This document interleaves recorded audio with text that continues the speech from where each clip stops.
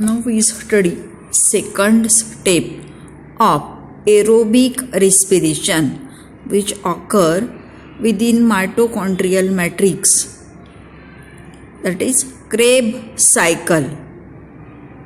Why it is known as Krebs cycle? Because it was discovered by Dr. or Sir Hans Krebs. That's why it is known as Krebs cycle, or it is also known as TCA cycle. One more alternative name is there, TCA.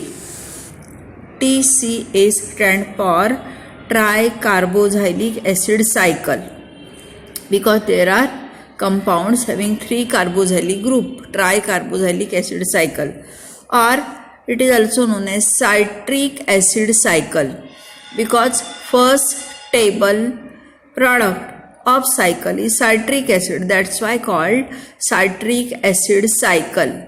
So these are alternative names: Krebs cycle, or citric acid cycle, or TCA cycle.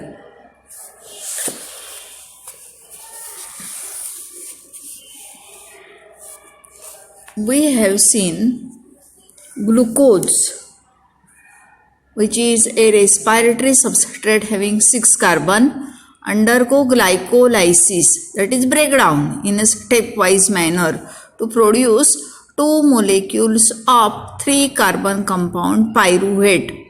ग्लुकोजचं glycolysis होतं आणि पायरुव्हेटचे 2 molecule तयार होतात. Now this pyruvate it loses hydrogen which are accepted by NAD to produce its reduced form NADH2. NADH2 or NAD, they are alternative oxidative and reductive forms of each other. NAD आहे हा oxidise form आहे आणि NADH2 आहे हा reduce form आहे. What is long form of this NADH2? Nicotinamine adenine dinucleotide. It is having hydrogen, it is reduced state, and when hydrogens are not there, it is oxidized form. So hydrogens lost by pyruvate get accepted by NAD to produce reduce NADH2. We have seen there are 2 molecules of pyruvate. So 2 molecules of NADH2 are formed. How many molecules? 2 molecules. Now pyruvate is 3 carbon compound. It loses one of the what we call carbon in the form of CO2. 3 carbon पैकी 1 carbon release होतो. कोणत्या फॉर्ममध्ये? CO2च्या फॉर्ममध्ये. आता पायरुव्हेटचे molecule किती आहेत? 2 molecule, म्हणजे 2 CO2 molecule काय होणार? रिलीज होणार किंवा रिमूव्ह होणार. 3 कार्बनपैकी 1 कार्बन रिमूव्ह झाला, म्हणजे मागे किती राहणार? 2 carbon. 2 carbon group remain behind. It is a group which accept coenzyme A to produce acetyl coenzyme A. बघा पहिल्यांदा काय झालं? 3 कार्बनमधला 1 कार्बन बाहेर पडला. कोणत्या फॉर्ममध्ये? CO2 मध्ये. आता 3 पैकी 1 कार्बन गेल्यामुळे 2 कार्बन ॲसिटिल ग्रुप मागे राहिला. हा ॲसिटिल ग्रुप काय ॲक्सेप्ट करतो? कोएन्झाइम ए, आणि ॲसिटिल कोएन्झाइम ए तयार करतो. Acetyl coenzyme A is 2 carbon molecule, 2 carbon compound. It accept water molecule along with oxaloacetate. Oxaloacetate is 4 carbon. Acetyl coenzyme A, acetyl group having 2 carbon. So 4 with 2 carbon along with addition of water, intervening addition gives 6 carbon citrate. Citrate is first stable product of cycle. That's why it is called citric acid cycle.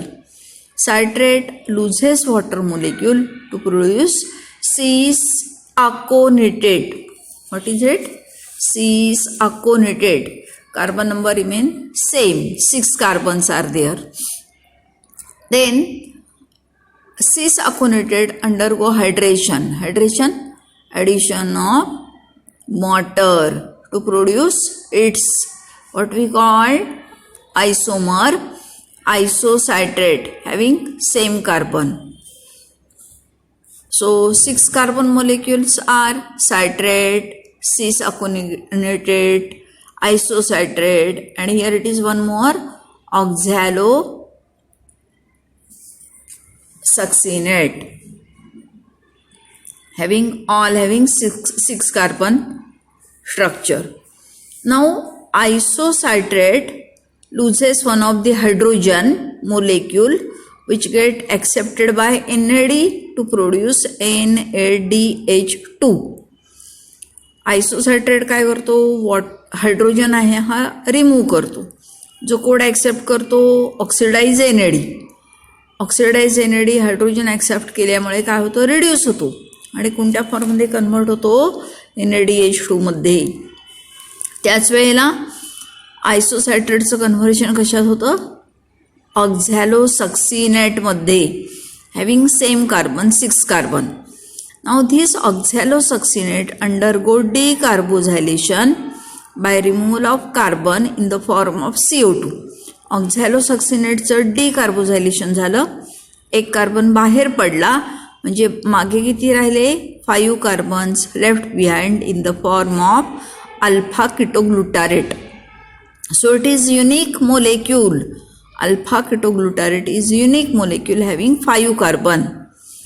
Alpha ketoglutarate undergoes one more decarbosylation by removal of carbon in the form of CO2 followed by dehydrogenation. Hydrogen get lost from alpha ketoglutarate accepted by NAD to produce NADH2. So here it is a first NADH2, second NADH2 formation. Now what happens to this 5 carbon alpha ketoglutarate? Alpha ketoglutarate we have seen undergo decarbosylation to produce 4 carbon succinyl coenzyme A. Alpha ketoglutarate किती कार्बनचं आहे, 5 कार्बनचं. यापैकी एक carbon remove झाला, कोणत्या फॉर्ममध्ये, CO2 फॉर्ममध्ये. म्हणजे मागे किती राहिले, 4 कार्बन. सक्सिनिल ग्रुप आहे हा 4 कार्बनचा. हा काय करतो, कोएन्झाइम A ॲक्सेप्ट करतो. त्यामुळे succinyl coenzyme A 4 carbon molecule तयार होतो. Succinyl coenzyme A undergo addition of water molecule. At the same time there is substrate level oxidation, substrate level phosphorylation. So we have seen phosphorylation, addition of phosphate in the form of inorganic phosphate. There are 3 types of phosphorylation. We have seen photophosphorylation, second one oxidative phosphorylation, and third one substrate level phosphorylation. So there is one question for you for homework. Enlist types of phosphorylations. What is answer? Photophosphorylation, oxidative phosphorylation, and substrate level phosphorylation. So here it is a GTP, guanosine triphosphate. Triphosphate म्हणजे 3 phosphate group आहेत. Guanosine triphosphate एक phosphate group release करतो जो ADP accept करतो, परिणामी ADPचं conversion ATP मध्ये होतं. आता GTP ट्रायफॉस्फेटमधला एक फॉस्फेट कमी झाला, परिणामी GTPचं कन्व्हर्शन कशात झालं, GDP ग्वानोसिन डायफॉस्फेट. तर या ठिकाणी ATP जनरेशन झालं सबस्ट्रेट लेव्हलला, म्हणून याला म्हणायचं सबस्ट्रेट लेव्हल फॉस्फोरायलेशन. GTP पासून GDP तयार होत असताना ATP जनरेशन होत आहे सबस्ट्रेट लेव्हलला. सबस्ट्रेट काय आहे, GTP guanosine triphosphate. Therefore it is a type of substrate level phosphorylation. So here it result in formation of succinate having 4 carbon. Now these succinate undergo one more dehydration by loss of hydrogen, which are accepted by another hydrogen acceptor FAD to produce FADH2. As a result, succinate get changed to fumarate having 4 carbon. Then fumarate undergo addition of water molecule to produce 4 carbon malate. No change in carbon number. Carbon number remains same, 4 carbon.